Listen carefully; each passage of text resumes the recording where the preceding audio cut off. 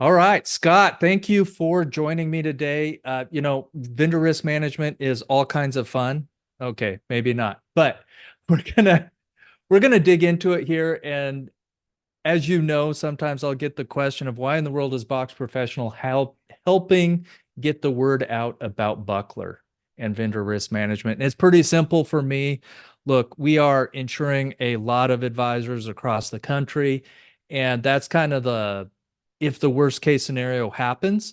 The cool thing about Buckler is you guys are helping RIAs and financial firms of many different stripes actually reduce the risk. So we need a good insurance plan.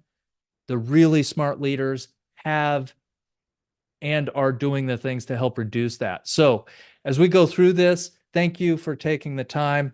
And I'm happy to help let the BDOs out there at Schwab know kind of what we're doing, what you're doing, and how it helps together. So this opportunity to help make the industry stronger. Thank you. Thanks for having me, Chad. And this is one of those areas that a lot of firms we talk to, and you know them, vendor risk management has been on their to-do list for a long time. And the ability for them to have the resources to get to it, tackle it, get it done, all just compounds as the tech stack grows and the number of vendors grow. So it's timely discussion we're having here. Absolutely. Well, why don't you tell us just a short brief, your industry experience is very broad. Give me the quick and dirty. Where did Scott come from and how'd you end up here at Buckler? Yeah, humble beginnings in St. Louis, Missouri, where I grew up and went to school, law school at University of Missouri, practiced law for a little while and decided that was not going to be the route for me. I decided otherwise really early, but it got involved in real estate, and that got me involved in financial services firms back in 2007 or 2006. And in one capacity or another, I've been selling either products, services, regulatory compliance have been kind of the hallmark of my background and the types of work I've been doing with back offices, compliance offices, external compliance, internal compliance.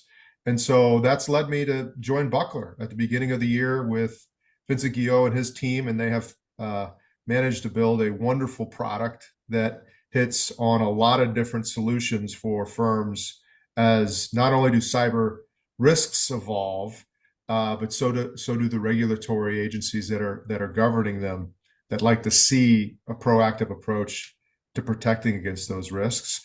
And and I'll just jump into this slide as you move it that way, Chad, which is the flow down regulations. This is the Yeah, hardest part. And I think we should look at each one of these carts, obviously as a vendor, nice diagram, but the risks that each one of them in it as you add more vendors adds to your overall enterprise, whether it be your client's NPI, whether it be your firm's confidential information. And the SEC, which clearly doesn't have any regulatory authority over these vendors unless they're also registered as an IA, asks its IAs to do the work that it would otherwise do in the same way the SEC would do it to check to make sure that these vendors are following all the rules that the RAs have to follow as well. absolutely. Well, I'm going to take a little bit of a left turn here, or maybe a right turn. When Go. we're talking about regulations, because this is really for BDOs, right? For Schwab BDOs and the best BDOs out there, they're helping their clients, their RIAs get stronger, right? What interesting though is when from an RIA perspective, Schwab is has some regulatory authority too. That's right. So So Schwab, the yeah, yeah, yeah, as a custodian, as that's well, not only as a custodian, but this is just a little reminder here because Mhm. Schwab has, in my opinion, been very smart. Now it serves Box Professional well, but I think it strengthens the industry, has required to get insurance. So Mhm. what we're doing Mhm. is by talking about this vendor risk management and getting stronger there, it's just continuing that story, another step in strengthening the industry, doing it better Mhm. when the BDOs are bringing good resources to their RIA clients, that's where they shine. So I just wanted to connect the dots there. from a regulatory standpoint. Does that seem true to you from what you're looking at there? Because it does all fit in with what these other regulators are requiring. Yes. And Schwab, I think, is recognized as you have recognized, and you talk about this a lot, Chad, which is to say insurance and risk management are the two sides of the same coin. Insurance protects against risks, risk management mitigates risks. And Schwab, through a lot of its internal policies, as you can see, uh, the policies that are laid out help kind of have been proactively moving in the direction that a lot of the regulators are moving. And Yep. more and more requirements are coming from Schwab, whether it revolves around its cyber policies from the RAs using Schwab, or whether it involves insurance requirements that those RAs need to have, because the Schwab platform, it's a very high volume, low margin business. And so at the end of the day, if there's loss related to the breach of NPI, then Schwab's going to ask and turn to the RAA to be that first line of defense, and maybe the Well, only line rightly, of yeah, defense. yeah, rightly Yeah, so, because they have control on day to day of what's happening. that's Okay. right. The RIAs do. So tell me, Scott, at a high level, some of the key things that you're seeing with SEC, FINRA, or New York DFS, kind of what's those key things that you're seeing today happening out there? Why Yeah, this needs to, the good advisors are spending some time in this arena. yeah. And we live this all day long, right, Chad? You and I live this all day long. So we see this happening, and we're diving deeply into it. Whereas advisors are not living cyber all day long, and we understand this, of course. But if you take a step back and look at maybe the federal government for a second, out of the Department of Commerce comes a standard called NIST. And NIST is the framework by which all federal agencies, regardless if they're regulating financial services or any other activity in the overall economy, all federal agencies are drafting cyber regulations to follow the NIST model. And so what we're seeing at a large level is a lot of trends that are similar at the periphery of these regulations. Things are changing because business of brokerage is different than business of fee-based accounts. It's different than business of what New York DFS covers in terms of all of its entities. So the margins are different, but the overall core is really the same. And the core is changing from one of, and the SEC is particularly changing in this direction, one of, we recommend you do something, to we require that you do something. One of, um, we'll have the burden of showing you didn't do it, whereas now the SEC has the burden, the RA has the burden of showing them that they did do it, right? You have to prove compliance, as opposed to under direct rules, as opposed to what we really have today in the SEC is a lot of recommendations. Highly recommend this, highly recommend that. The big change in this regime, if you will, is the New York DFS. That is the most recent change in all of these agencies' cyber regulation stance and framework. But the New York DFS is a law now. It is mandatory law for covered entities in New York. And it's requiring that each covered entity prove that they're doing something up front and certify that they're doing something. And then over time, show the New York DFS how they're going to implement anything that needs to be done from a remediation standpoint. So it's much more difficult to validate, but the SEC and FINRA are all moving in the same direction. Right, right. So yeah, New York DFS, and we do a lot of business in New York. So we're certainly on top of that. And then you mentioned SEC and kind of what's happening. We know we're seeing a lot of SEC cyber specific exams. How does that land for what you're seeing at Buckler? Yeah, we're seeing the same thing, and not only SEC but FINRA, and so it's the pace is picking up. We don't think, however, that we'll see a large increase until we start to see the new cyber framework being laid out, and it's already started with the change in the Rule SP or Reg SP and the amendment. The new Mhm. framework has started, But in particular with vendors, and you can kind of see here a little bit where some of these examination questions relate to vendors, you're seeing a lot of what I said earlier, which is you have to use the same assessment you would use on yourself on the vendors, right? And it involves not only, you know, information that these people would have regarding your clients, but can they access your critical systems too? You know, not only do they house information, but can they access that information? And more, even more of our clients are saying, well, we're concerned about the vendors that even have login information into our stuff, right? Right. So it's becoming a more ubiquitous because, as we all know, and we don't have to get into this issue on this call much, but the cyber attacks won't stop, and they're only going to continue at pace. And here we see obviously commitment by the two agencies to continue their examinations around cyber. Yeah. So we're all expectations as seeing from the top down, more and more driving of compliance, higher regulatory. Well, we're making a heck of a case of the problem. And I live in a world where we don't want to worry people, but we have to be realistic about what's out there so that once we know it, we can take the steps to make things better, right? That's So right. we have a problem. Tell us, this page, it's pretty broad in scope.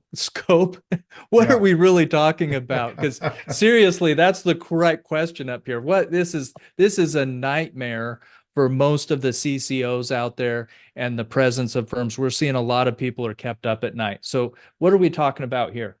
Yeah. I'll talk about these numbers of the broad area and then what we're seeing specifically around RIAs. But when we say unqualified fiduciaries, we need that they're qualified in almost every respect. They're looking out for their clients' best interests in the practice of their financial services business. But when it comes to this area, which is cyber, they're almost wholly unqualified. Not wholly. There's a lot of unqualified fiduciaries out there. Let's put it that way. And that's to be expected, right? You look at the average age of advisor, the average experience. This cyber business has ramped up considerably post pandemic. So right now we're looking at 16,000, right? Roughly, that's the SEC RAs out there, unqualified fiduciaries. And even those that are qualified still have a hard problem doing this. I'll tell you why in a second. But on average, we're seeing 20 vendors each. So that leads to 320,000 annual vendor due diligence reviews that need to be done. 320,000. Now, these are just numbers. They're big, broad numbers. But it does speak to the level of concern that the regulatory agencies have, right? We see all of these potential routes that bad actors can take through the vendor companies into the clients that are working with one of our registered investment advisors. Right. To give a little bit more color to it, when we're looking at the registered RIAs out there, somewhere between, it depends on what data provider you're looking at, but somewhere between 30 and 100,000. So somewhere between, 50% on the higher end, maybe down to maybe 25% really need some help on their vendor due diligence and Mm-hmm. simplifying and making it easier. Mm-hmm. And then of course Schwab has a significant market share. So I think it's really important stuff as we get into this. And I also want to say, because we're talking to the advisors every day, it's not because they're not doing the right things and everything they can. This is just a big bite to swallow is really what it is. Yeah, and I would say that, I mean, they're not unqualified they're not negligently unqualified, right? They're not willfully neglecting what they need to do. The problem is one of capacity, education, and experience. They just don't know where to start. Right. And And and that's the hard part. yeah. And so, we're here to help with that. I think we're going to touch on some things that we're seeing out there. And I'm excited to get to the part where we say this is how Buckler simplifies it, makes it easier. And when you make it easier, it's usually less expensive, which is most of the firm owners out there love to hear. So That's right. tell us about what we're seeing here. Just the stats, giving you numbers and statistics on stuff that we've been saying already during the beginning of the exercise and the webinar here. But most firms have third-party vendors. Every RIA, the reason why they're able to become RIAs is they're using a tech stack of some Yep. kind, right? That's given them the ability to become an independent. Um, the disruption from third parties has increased in the last 3 years at a high level. And one thing that my cybersecurity friends who are more technologically advanced than I am say a lot is you likely have breaches. You probably are not paying attention close enough to know that that's actually happened until you have a loss because of one of those breaches. So there's more and more happening within the cyber that goes under our noses because we can't see them. And Yeah. it stands to reason that most of the intrusions are going to come from a third party, right? That you're one solitary firm that could be breached or hacked, but the likelihood is that one of your 25 vendors will be breached or hacked, and as a result, so goes your firm's or your client's NPI. Yeah, yeah. So I want to take a moment here and talk about what that looks like for individual advisors. So we're not just a statistic here. So for the BDOs out there, what happens when there is a breach, if it's an email breach or whatever, is the first thing that happens, it's breach mitigation. The insurance carrier pays for forensics to come in, find out what's happening. In that, they're also looking at the regulatory environment. If they're in California, it's one thing. If they're in New York, it's another thing. They're finding out if stop the bleeding of information first. Second, what do we need to keep things regulatory strong and pay for credit monitoring and stuff like that. The cost of that for the breach itself comes into a cost of about $50 per individual record. The easiest way to think of that is each individual social security number they have on file. So your average firm, and there's really no such thing as an average RIA, but when we're getting it in there, the cost of that breach on a cyber can be anywhere from 20 to 30,000 bucks just for the breach mitigation part of it. So even though we're doing everything we can on the front end to protect it, that's why we're having that coverage in the back end. Let's get into Buckler. We talked a little bit about cost. How much does it cost? Well, the first steps in working with Buckler around vendor management is it costs free. It's nothing. In the free version of Buckler's Open VRM was an initiative started by Vincent and Buckler's team at the very beginning. They foresaw the ability to aggregate vendor information around cyber that's based on the SEC regulations. Again, it's that flow down from the SEC to the RA to the vendor. So with OpenVRM inside of powered by the Buckler system, the the RAA, of which we now have about 120 of them using the system, is capable of going in and asking for vendors questionnaire that they've completed, which is based on 50 questions that are in turn based on the SEC regulations, so that the RAs can match that up against what they're required to do, which you can feel confident that that question covers all of those areas. And as a result, we've aggregated over 1,000 vendors into the system already over the last 4 years.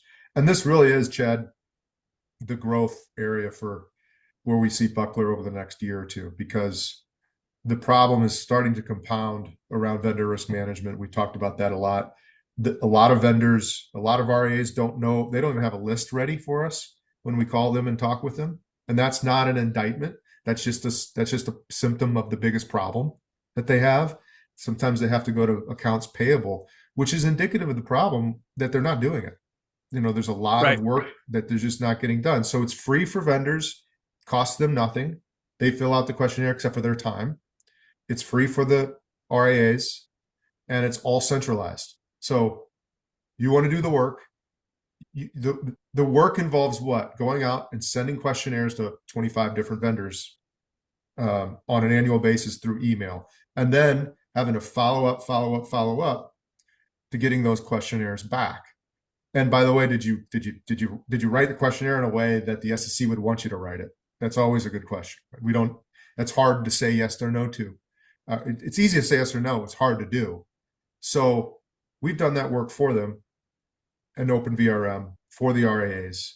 They don't have to worry about it. It's one-stop shop. And it also, by the way, what we've noticed is it's really driving some leverage. We got some leverage now around vendors. We have, 4, 5, 6 firms that are asking for the same questionnaire from a vendor that hasn't completed their questionnaire. It's beginning to build the momentum even amongst the vendors in this space.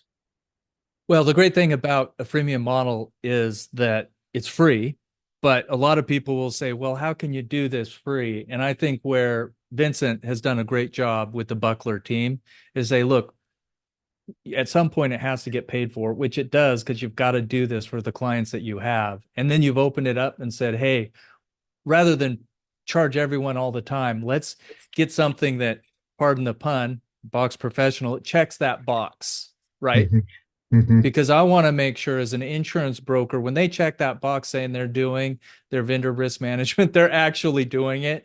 And when they can do it for no cost, Mhm. that's why I share Buckler with all of our clients, because Mhm. I need to make sure that they don't come around, there's a claim, and they come up, oh, we didn't do any vendor risk management when there was this tool right there they could have used. Right. So and you guys are plugging into the industry. A lot of things are happening.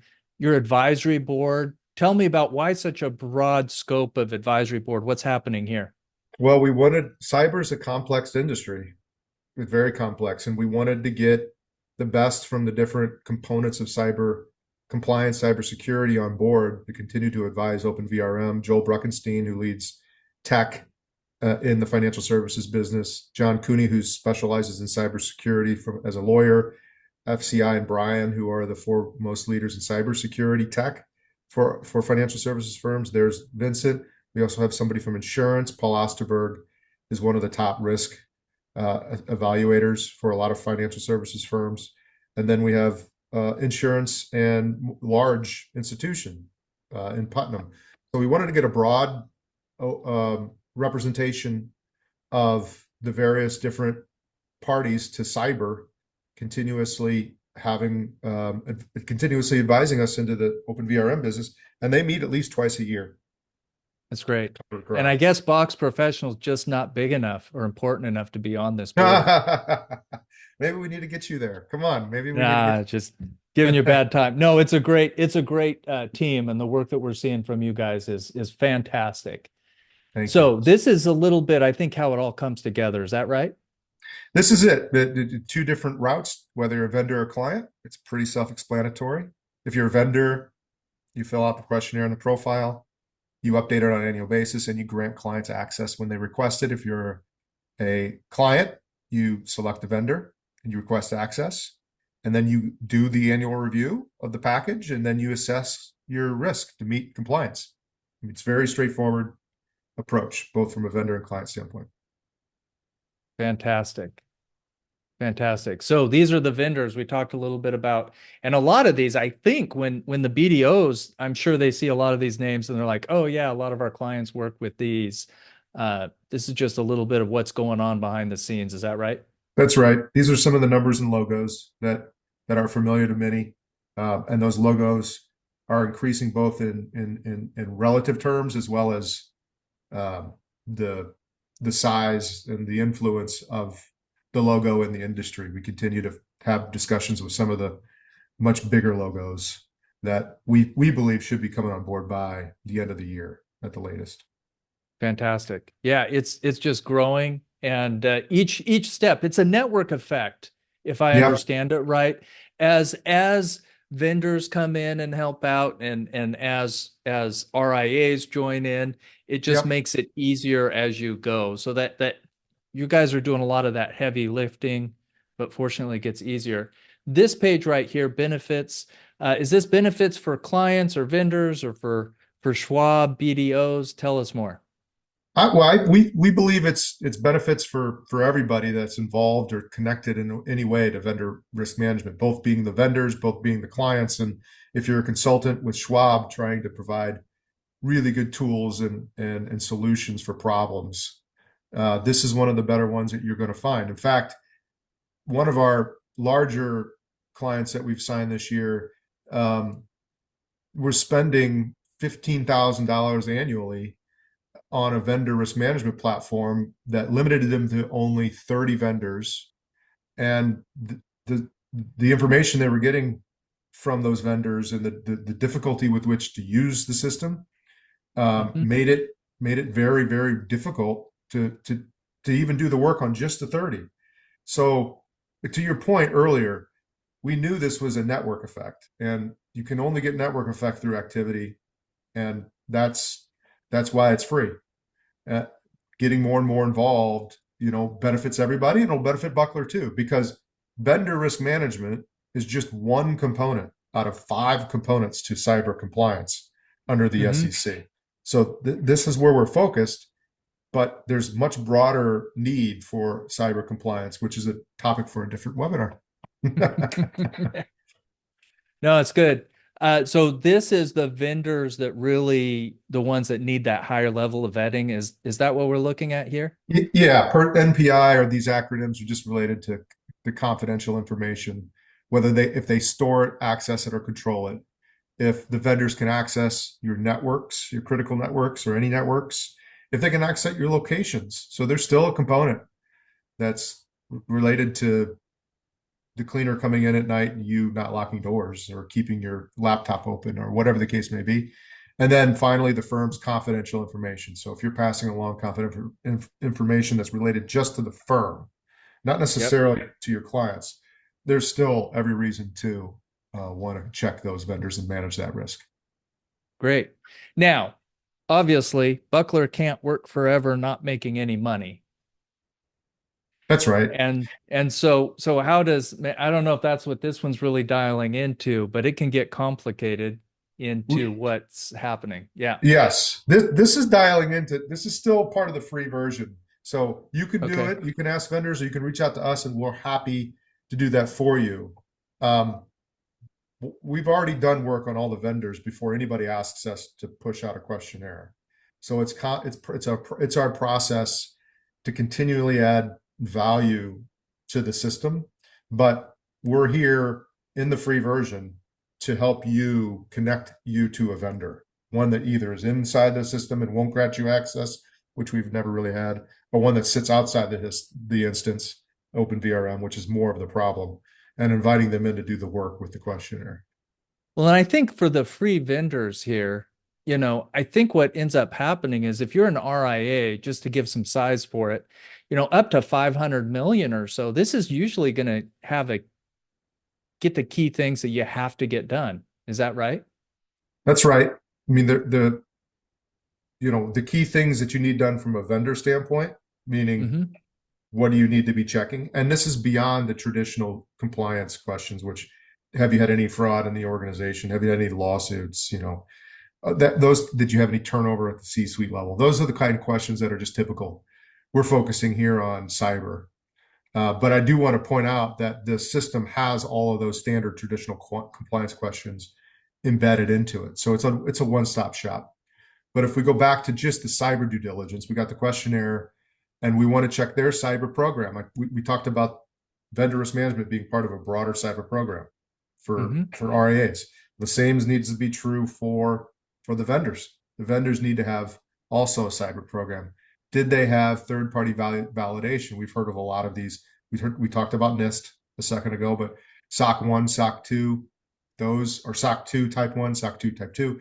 These are SOC is a common acronym. I think more and more people are understanding what that is, but it's a certification of the policies and the procedures that SOC and the AICPA has handed to that individual organization over the course of a period of testing over time, usually 6 months in terms of type 2, or it's ISO.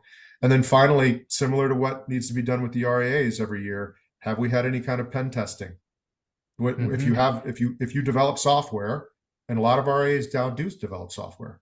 If you develop software, have you had any pen testing? How about your external internal systems? How about some vulnerability scanning? Network penetration, how easy is it to get in? That information is all part of the 50 questionnaire. And somewhat, for instance, Microsoft, they got a big trust center. They're not going to fill out our questionnaire, nor do we really need them to, because we can go into their trust center, and I think that might be the next slide. We can go to their trust center, Yeah. Yep. and it's public compliance dashboard. We can access all the evidentiary documents that need to be part of that questionnaire. And that's an important part. When we talk about the vendor questionnaire, it's not just about them answering, they got to provide evidence as well inside the Yep. system that they're doing what they said they're doing. A lot of these bigger firms have all of that information in the trust center, and that's the kind of public work that we're doing with vendors all the time.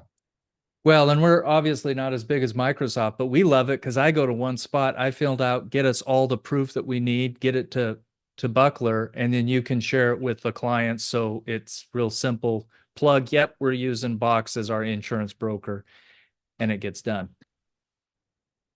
That's right.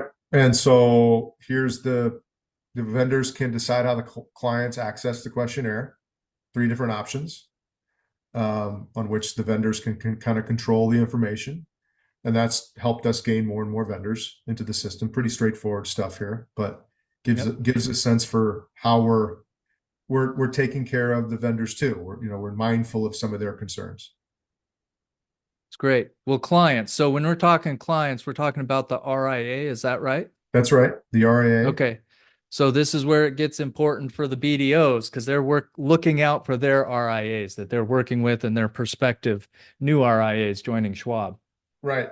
So the the about 3 or 4 months ago, I'll preface this by introducing the service that we opened up. 3 or 4 months ago, all of these RIAs, when we went back to them that are part of the Open VRM system, and said, "We love the system, keeps the records for us, but we still need somebody to look at the stuff. Because why? We still don't really know what we're looking at. We still don't really understand it. So what the clients need to do, right? And this is the stuff that they've asked us to do for them, and we can talk about that in a second. But you got to annually review the VRM questionnaire, and you got to check the documents against the answers provided. I mean, answers could be varied. No, we aren't doing it. We don't need to do it. Yes, we're doing it, but I don't have evidence. No, we're not doing it, but we're remediating it. We're addressing the issue, and so look out for some updates in the future. These are the various different questions or answers to the questions that provide more color and clarity, so that we want it to be as flexible as possible for RIAs to say, yeah, I'm still working with this vendor because even though they're not completely up on the up and up, they are working to repair their situation, or improve their processes. And so that validates whether they meet regulatory requirements. Buckler does that for you. OpenVRM just does that for you. And then we already talked about vendor risk. And in Buckler itself, we're able to show which vendors have a higher risk than others. And when we're doing that on a consistent basis, right? We're talking about, does this, and some of these vendors might pose different risks to different RAs, depending on the businesses, depending on how the vendors are servicing the businesses. Yeah. So, yeah, here we are. The big catch, the big ending. Yeah. Well, we want to make sure that we get to those answers because, and I want to make sure that we didn't skip over that. What you were just saying is essentially if you have an RIA, and usually it's probably those $1 billion AUM RIAs and larger, where they say, look, Scott, I love what you're talking about here. My team just needs somebody to do this for us. That's where kind of the paid version comes into play, right? So That's right. just like any other model, you provide some simple, really actually, from what I'm seeing out there, high level value for free, but then they can get some additional support. And obviously, anytime they employ a professional, there's a little bit of cost to that. And that's where it come into play. But the other thing that's really cool, and I'm glad we're show up somewhere in here. Would never leave you out. No, I know. Is that you really what this is? It's almost a institutional solution because we're agnostic to who if they're using Buckler, we like it when they're using Buckler because we know it's clean, solid, firm to be getting some of this stuff done. But the advisory firms can use whoever they find is a best fit for them. And that means they could use just open VRM. They can go deeper and use Buckler's paid service also. On insurance, we want to make sure they're getting good suppliers. How does all of this work in a system together if an advisory firm says, hey, we just need the solution that picks it up, makes it easy, and the BDO says, I want to make sure I can trust, and these guys are going to do top-notch job for my clients. Yeah. And all of these four different domains, we call them critical, and we probably maybe we need to put a better label to this, Chad. You and I can do some thinking about it. But all of these domains cover cyber as it relates to the RIA business. Mm-hmm. There's nothing that sits outside of these domains that you would say, oh, there's still something related to cyber, but we're not covering it in any one of these four. What are we saying by that? We're saying vendor risk management, number two, which we've been talking about for the entirety of the call. We're saying cyber policy or cyber compliance program management, which is the work that Buckler does at large. All of that is like your CISO work for a lot of these Mm-hmm. firms. And then moving on to the MSSP, or the managed service provider with FCI, who works only with financial services firms to do the actual technical testing. And then you have the insurance part, right? You have the protect against risk part. And that's the work that you're doing with the RIA view analysis, right? Yep. Yeah, yeah. So this all goes hand in hand. And the great thing I love about this, maybe it's the Texas in me.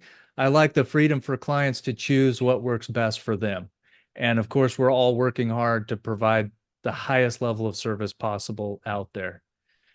And Scott, thank you so much for taking some time out of your day. This is great news to get out there to everyone, specifically for the BDOs. We've been honored here at Box Professional with a lot of you guys know who we are. Um, and if you ever need help, we're here to help and be a resource for you, as are you, Scott, with Buckler. What else do we need to know? The contact information will be included here too. Contact information's here. This will be recorded for everybody. You can go back and listen to it, of course. And I appreciate you, Chad. You do a great job, and I had fun. Thank you. Appreciate it so much. Have a great day. All right, guys. Take care. Bye.